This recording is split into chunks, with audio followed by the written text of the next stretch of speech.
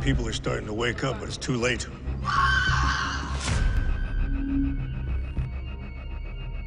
One of the things I really love about the second episode of season 2, in many ways it was conceived to be a mirror of the original pilot. Is this St. Louis?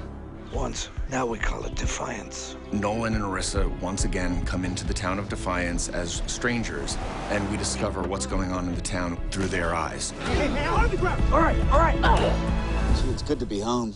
It was sort of a deliberate homage to the pilot. I hope everyone watching the show enjoyed it as much as we did. We get to see the scene where Amanda bullies Nolan into agreeing to take the sheriff's star and put it on his chest. One of my favorite scenes from the pilot, Tommy and Arissa on either side of the bars in the jail. I pulled him so close through the bars. We were so intense through the whole thing, I realized my arm was hurting, but I wasn't sure kind of how much.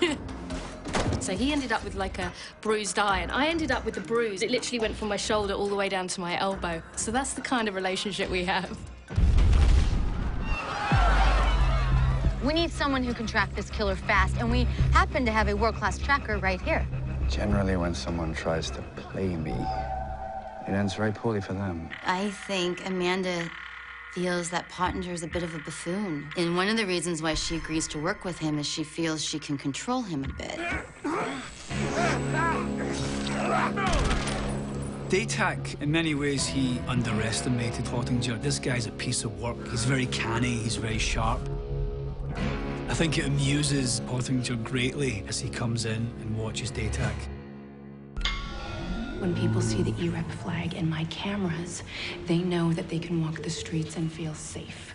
One of the interesting things that we have done is resisted the temptation, I hope, to make the Earth Republic come off simply unilateral evil. Where does it end? This is the price to pay for civilization.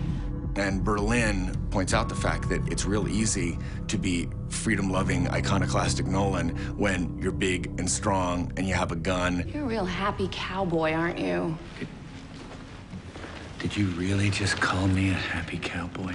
For the rest of us, the normal people, that's an untenable situation, and it's a scary and terrifying world.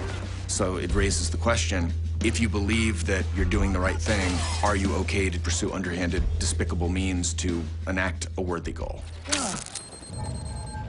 This time, you will make things right.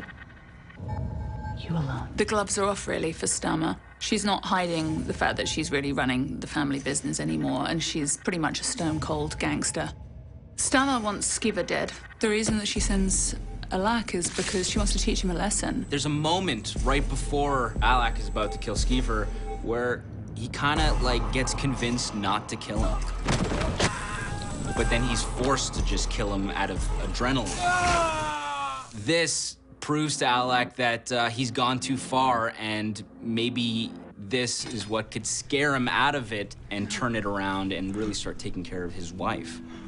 You haven't really changed very much, you know that? It would be great if it was a happily ever after for Amanda and Nolan. Nolan is very popular with the ladies. Why don't you come back here and I'll thank you properly? He's so twisted and dark. I would never sleep with my sister's boyfriend.